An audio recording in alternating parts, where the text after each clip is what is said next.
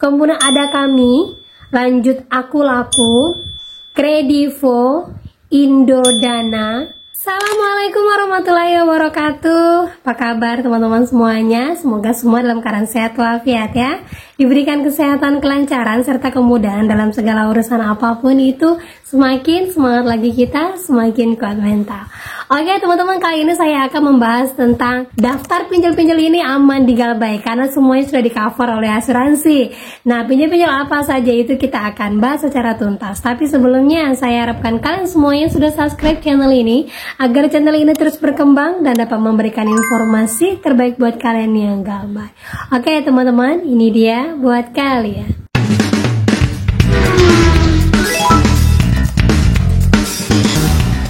Oke teman-teman, sebelumnya saya mau jawab pertanyaan teman saya yang ada di TikTok, dan sudah saya jawab juga melalui VT saya. Tapi bagi yang gak nonton VT, mudah-mudahan kalian nonton vlog saya ini yang mengatakan bahwa DC isi cash sudah sampai ke luar negeri, yang mana sudah datang ke rumahnya dan memarahi majikannya. Nah, seperti ini infonya, isi cash DC-nya datang ke luar negeri kak, marah-marah sama saya dan marah-marah ke majikan saya. Ini infonya teman-teman ya. Tapi saya informasikan, sekalipun isi cash ini kantor besarnya atau kantor pusatnya itu ada daerah Cina ataupun Taiwan, saya agak lupa, tetapi saya informasikan bahwa DC lapangannya tidak akan sampai nyari kita ke luar negeri ya. Di Indonesia saja DC lapangannya tidak ada, ngapain nyari sampai ke luar negeri. Jadi ini biasanya joki-joki atau komplotan orang yang komen seperti ini teman-teman ya. Kalau tahun 2024 dulu ada, tapi di awal tahun 2025 sampai sekarang itu sudah tidak ada lagi. Jadi hal yang seperti ini jangan langsung ditanggapin, karena kebetulan yang komentar di bawahnya banyak dan mereka semua percaya. Jadi saya sampaikan, DC-nya tidak ada, sekalipun dia bekerja di luar negeri, perusahaan isi cash ada di tempatnya, itu tetap tidak boleh menagih. Karena berapa sih hutangnya sampai ditagih sampai ke luar negeri? Gitu kan ya, pakai logika juga kita. Nah lagi teman-teman, ada seorang teman yang menginformasikan dia sudah ditagih berkali-kali melalui e-commerce ya.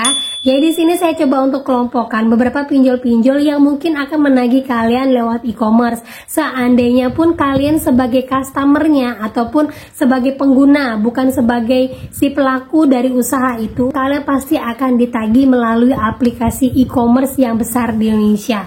Nah, contoh-contoh pinjol-pinjol yang sering kali menagih di e-commerce, baik di Gojek, Shopee, TikTok, dan juga di Bukalapak, aplikasi-aplikasi yang masih berjalan sampai hari ini, itu adalah yang pertama, Rupiah Cepat. Yang paling rajin ini, dia menagih di Gojek dan Shopee. Nah, bagaimana cara untuk menghalangi seperti ini? Saya sudah pernah bagikan, tinggal scroll aja di bawah ya, cara agar orang tidak bisa menemukan akun kalian. Kemudian, ada itu Bantu Saku, menagihnya di Shopee. Kemudian Pinjamin, menagihnya itu di Gojek. Lanjut lagi, yang terbaru adalah Aku Laku, menagih di TikTok dan Shopee.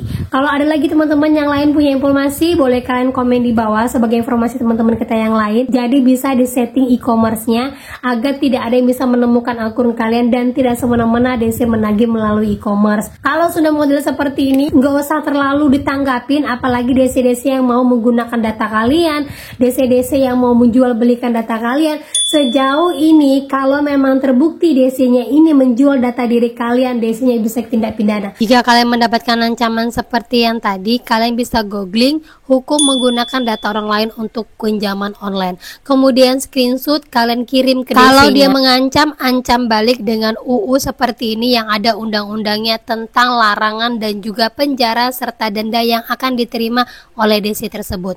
Jadi jangan lemah dan jangan takut jika dapat ancaman seperti tadi ya. Nah oke, lanjut lagi teman-teman. Jadi kemarin saya sudah buatkan vlog untuk pinjol-pinjol yang memang tidak di cover oleh asuransi. Nah apa-apa saja pinjolnya bisa kalian ke vlog saya. Dan ada lagi tambahan dari seorang teman mengatakan dari yang saya sebutkan itu ternyata ada asuransinya. Nah di sini saya tegaskan lagi, setelah saya coba cari ulang lagi, memang tidak dijelaskan ada asuransi di situ. Kemungkinan besar mungkin asuransinya hanya di cover untuk poin-poin tertentu saja, bukan untuk asuransi kredit. ya, asuransi gagal bayar. Nah, itu yang saya maksud teman-teman ya. Jadi yang akan saya jelaskan ini adalah beberapa pinjol-pinjol yang memang sudah mengcover kegiatan mereka dengan asuransi, yang mana ketika ada gagal bayar itu akan dibayarkan oleh asuransi. Baik itu asuransinya hanya di cover khusus untuk lender ataupun untuk keseluruhan perusahaan. Nah, kalau yang kebanyakan kita tahu kan asuransi di cover untuk lender. Seandainya ada gagal bayar, lendernya bisa mencairkan asuransi. Gagal bayar ini terjadi karena apa? Banyaknya orang yang galbay. Nah, kalau udah model seperti ini, apakah memang harus terus dibayarkan? Jawabannya enggak, karena uang lender sudah dibayarkan oleh asuransi, dan asuransi itu didapatkan dari uang yang selalu kita bayarkan kepada pinjolnya setiap bulan. Seandainya kalian masih mencicil, gitu ya. Nah, di sini ada beberapa pinjol-pinjolnya yang memang saya sudah carikan dan ternyata memang terbukti mengcover khusus untuk asuransi kredit. Baik itu kredit untuk si nasabahnya ataupun lebih banyak kepada lender-lendernya, ya. Oke, yang pertama itu adalah pinjol Samir. Samir memang terbukti dari dulu sudah mengcover lendernya dan nasabahnya dari yang namanya gagal bayar. Nah, yang punya galbay di Samir nih tenang teman-teman, karena sudah di cover keseluruhan oleh asuransi. Dan sebelumnya saya sudah sampaikan juga sama kalian, ada beberapa pinjol yang memang sudah menghapus bukukan hutang kalian dan sudah membayarkannya lewat asuransi. Ada keterangannya di Slik OJK ya.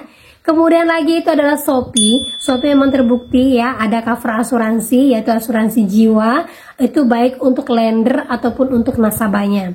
Kemudian ada kami, lanjut Aku Laku, Kredivo, Indodana, Bantu Saku, KT Akilat, Mau Cash, Akseleran, kemudian Pinjamin, Julo, Dana Rupiah. Jadi yang galbay Dana Rupiah ini agak-agak tenang teman-teman, sekalipun ada DC lapangannya yang udah galbay 3 tahunan ataupun di atas dari 3 tahunan, biasanya ini sudah di cover oleh asuransi karena memang terbukti dan Rup ini memiliki asuransi kredit. Nih yang buat masih galbay ya, tenang aja. Kemudian ada Singa ID, lanjut lagi ada Easy Cash, lanjut lagi ada Kredinesia, kemudian ada Cairin, kemudian ada Uwatas, ya kemudian adalah pinjam duit. Dan yang terakhir itu adalah modal nasional. Nah, cara untuk mengetahuinya bagaimana pinjol kita udah di cover oleh asuransi. Sebelumnya saya sudah buatkan vlog juga, ada seorang teman yang membagikan memang sudah dihapus bukukan, bahkan dialihkan kepada pihak ketiga, yang mana pihak ketiganya itu adalah asuransi. Nah, ada juga yang bertanya kalau untuk mau melunaskannya bagaimana Mbak biar benar-benar hilang dari yang namanya Slik OJK. Jawabannya adalah tidak perlu kakak, karena yang model seperti ini sifatnya hanya pencatatan, dan pencatatan ini dia akan hilang setelah pada saat masa di cover oleh asuransi itu biasanya ada sekitar jeda 6 bulan ataupun setahun itu akan hilang. Bahkan belum sampai masa itu biasanya sudah hilang pencatatan kita di Slik OJK. Nah, tapi kalau ada yang bilang kalaupun sudah hilang di Slik OJK biasa masih punya riwayat di sistem perbankan, itu jawabannya benar. Ya, jawabannya benar.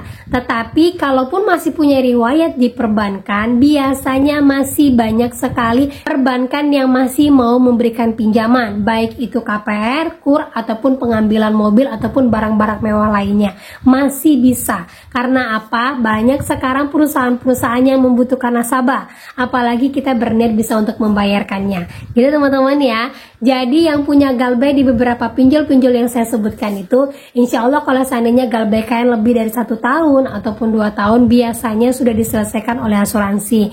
Yang menjadi pertanyaan, biasanya yang diselesaikan asuransi dengan nominal berapa? Jawabannya itu tergantung dari pinjolnya ya. Ada sebagian yang saya lihat itu yang dibawa dari 1 juta, ada yang dihilangkan, ada yang dihapus bukukan. Nah, kemudian ada beberapa pinjol-pinjol juga, informasi dari seorang teman mengatakan hutangnya itu 7 juta bahkan 10 juta ternyata sudah hilang, bahkan hutangnya sekarang ini hanya tersisa beberapa ratus ribu saja. Nah, kalau yang model seperti itu berarti itu sudah jelas dihilangkan ataupun dibayarkan lewat asuransi.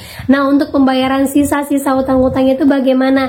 Jawabannya kalau seandainya kalian mau membayarkan, berarti yang tercatat itu kalian harus tetap membayarkan 10 juta hutang di awal. Ya, jadi bagaimana cara untuk menyelesaikannya? Tunggu saja pinjol itu bekerja.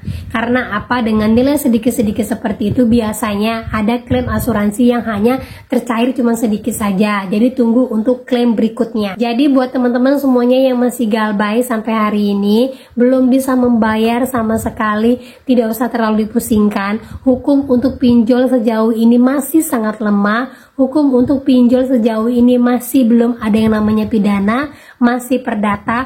Jadi kalau seandainya ada ancaman data kalian akan dijual, kalian akan dipenjara, keluarga kalian nggak akan bisa masuk kerja, sejauh ini itu masih hoax dan belum ada yang terbukti benar-benar bahwa keluarga kita terseret-seret atas pinjol yang kita lakukan. Gitu teman-teman ya.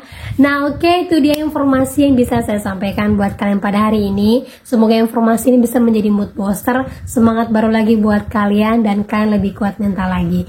Itu dia akhir kata yang saya ucapkan. Assalamualaikum warahmatullahi wabarakatuh.